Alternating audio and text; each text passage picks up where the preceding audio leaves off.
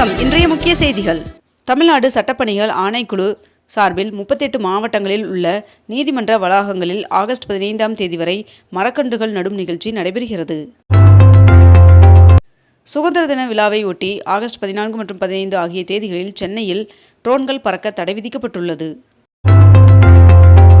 கோவை மாவட்டத்தில் மாதாந்திர பராமரிப்பு பணியின் காரணமாக ஆகஸ்ட் 13ஆம் தேதியாகிய நாளை காலை 9 மணி முதல் மாலை 4 மணி வரை பீளமேடு, இருகூர், கோவில்பாளையம் துணை மின் நிலையங்களுக்குட்பட்ட பகுதிகளில் மின்தடை ஏற்படும் என்று தெரிவிக்கப்பட்டுள்ளது. பொதுமக்களுக்கு பலனளிக்கும் திட்டங்களால் செலவினம் அதிகரித்துள்ளதாக நிதியமைச்சர் மரிய வில்சன் அவர்கள் தெரிவித்துள்ளார். தமிழகத்தில் ஆகஸ்ட் 17ஆம் தேதி வரை மழைக்கு வாய்ப்புள்ளதாக வானிலை மையம் தகவல் தெரிவித்துள்ளது. தமிழ்நாடு சட்டசபையில் தொகுதி மறுவரையறை தொடர்பாக முதலமைச்சர் விஜய் அவர்கள் கொண்டு வந்த தனி தீர்மானத்திற்கு விடுதலை சிறுத்தைகள் கட்சியை தொடர்ந்து இந்திய முஸ்லீம் லீக் கட்சியும் ஆதரவு தெரிவித்துள்ளது. டாடா சன்ஸ் குழும தலைவர் சந்திரசேகரன் அவர்கள் தனது பதவியை ராஜினாமா செய்துள்ளார். 22 கேரட் ஆபண தங்கத்தின் விலை சவரனுக்கு 400 ரூபாய் அதிகரித்து ஒரு சவரன் 1,13,600 ரூபாயாகவும் 1 கிராம் 14,200 ரூபாய்க்கும் விற்பனை செய்யப்பட்டு வருகிறது. இதனைத் தொடர்ந்து 1 கிராம் வெள்ளியின் விலை 260 ரூபாய்க்கு விற்பனை செய்யப்பட்டு வருகிறது. கடலூர், ராமநாதபுரம் எஸ்பிக்கள் உட்பட 15 போலீசாருக்கு முதலமைச்சரின் காவல் பதக்க விருது வழங்கப்பட்டுள்ளது. தமிழ்நாட்டிற்கு வரும் முக்கிய பிரமுகர்களின் வரவேற்பு செலவிற்காக கூடுதலாக 6 கோடி ரூபாய் ஒதுக்கீடு செய்யப்பட்டுள்ளது. டிஎன்பிஎஸ்சி குரூப் 2 2A பணிக்கான முதல் நிலை தேர்வு நவம்பர் 1ஆம் தேதி நடைபெறும் என்று அறிவிக்கப்பட்டுள்ளது. தமிழ்நாட்டிற்கு காவிரியில் 15 டிஎம்சி நீர் திறக்க காவிரி மேலாண்மை ஆணையம் உத்தரவிட்டுள்ளது. காவிரி ஒழுங்காற்று குழு பரிந்துரையை ஏற்று காவிரி மேலாண்மை ஆணையம் உத்தரவிட்டுள்ளது. அதிமுகவிலிருந்து விலகிய சிங்கை ராமச்சந்திரன் அவர்கள் முதலமைச்சர் விஜய் அவர்களின் முன்னிலையில் தாவேகாவில் இணைந்தார். தஞ்சாவூர் பட்டுக்கோட்டை மற்றும் மன்னார்குடி பட்டுக்கோட்டை இடையிலான ரயில் திட்டங்களுக்கு நிலம் கையகப்படுத்த தமிழக அரசு ஒப்புதல் வழங்கியுள்ளதாக தகவல் வெளியாகியுள்ளது. சென்னை பெருநகர காவல்துறையில் புதிதாக ஊழல் ஒழிப்பு தனிப்பிரிவு தொடங்கப்பட்டுள்ளது. ராமேஸ்வரம் ராமநாத சுவாமி கோவிலில் ஆடி அமாவாசை முன்னிட்டு இன்று கட்டண தரிசனம் ரத்து செய்யப்படுகிறது. விவசாயிகளின் பயிர்க்கடனை முழுமையாக தள்ளுபடி செய்ய அதிமுக பொதுச் செயலாளர் எடப்பாடி பழனிசாமி அவர்கள் வலியுறுத்தியுள்ளார். நெல் மற்றும் கரும்புக்கான ஊக்கத்தொகை உயர்த்தப்பட்டுள்ள அறிவிப்பிற்கு மார்க்சிஸ்ட் கம்யூனிஸ்ட் கட்சி வரவேற்பு தெரிவித்துள்ளது. தென்பெண்ணையாறு விவகாரத்தில் தீர்ப்பாயம் அமைக்க வலியுறுத்தி தமிழ்நாடு அரசு பிரமாண பத்திரம் தாக்கல் செய்தது. ஒன்றிய அரசு ஊழியர்களுக்கு பழைய ஓய்வூதிய திட்டத்தை அமல்படுத்தும் திட்டம் எதுவும் இல்லை என்று மக்களவையில் தெரிவிக்கப்பட்டுள்ளது.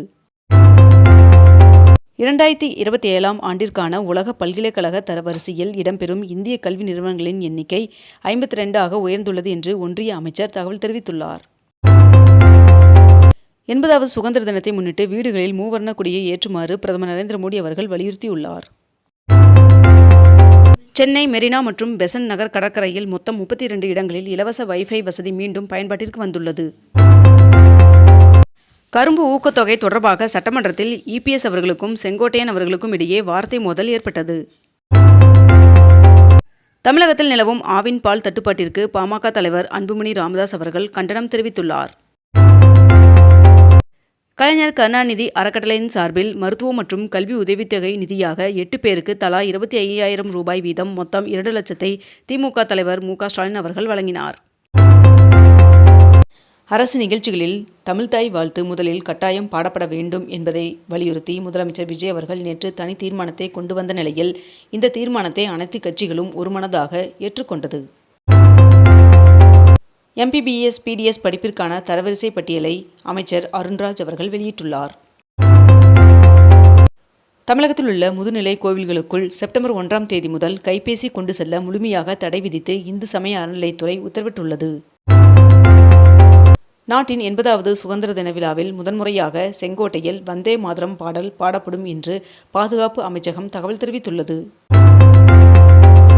காவிரியில் தமிழகத்திற்கு நீர் திறக்க கர்நாடக அரசிற்கு உத்தரவிடக் கோரி தாக்கல் செய்யப்பட்ட மனுக்களை வருகின்ற 13ஆம் தேதி அவசர வழக்காக விசாரிப்பதாக உச்சநீதிமன்றம் அறிவித்துள்ளது.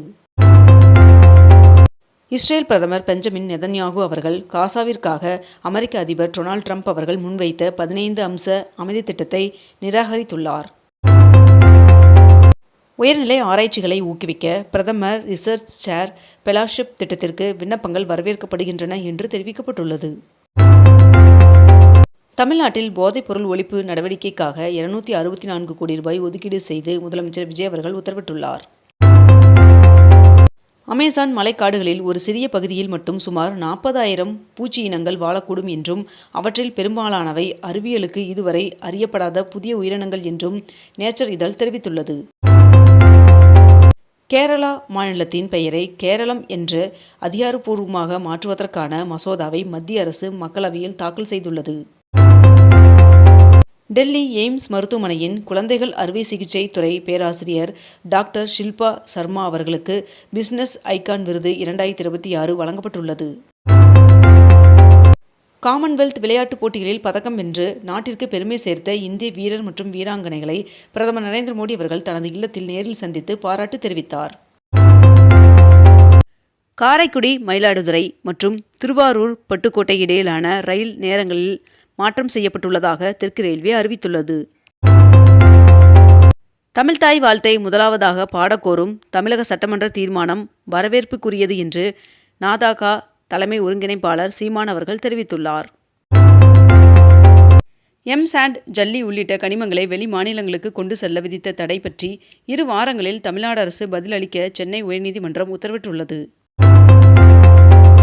சன்னரக நெல் குவிண்டாலுக்கு 289 ரூபாயும், கரும்பு டன் ஒன்றிற்கு 709 ரூபாய் 50 பைசாவும் ஊக்கத்தொகை வழங்கப்படும் என்று சட்டப்பேரவையில் முதலமைச்சர் விஜய் அவர்கள் அறிவித்துள்ளார். பொறியியல் பொது கலந்தாய்விற்கு இதுவரை விண்ணப்பிக்காத மாணவர்கள் ஆகஸ்ட் 17ஆம் தேதி முதல் ஆகஸ்ட் 31ஆம் தேதி வரை விண்ணப்பிக்கலாம் என்றும், செப்டம்பர் 3ஆம் தேதி முதல் செப்டம்பர் 7ஆம் தேதி வரை துணை கலந்தாய்வு நடைபெற உள்ளதாகவும் தெரிவிக்கப்பட்டுள்ளது.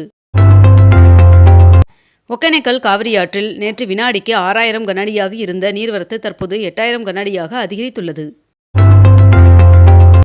புதுச்சேரி உள்ளிட்ட யூனியன் பிரதேசங்களை பலப்படுத்துவதே மத்திய அரசின் விருப்பம் என்று மத்திய அமைச்சர் அமித்ஷா அவர்கள் தெரிவித்துள்ளார். ராமநாதபுரம் அரசு பள்ளி மாணவர்கள் கண்டெடுத்த அரிய காசுகள் பல்கலைக்கழகத்திற்கு நன்கொடையாக வழங்கப்பட்டது.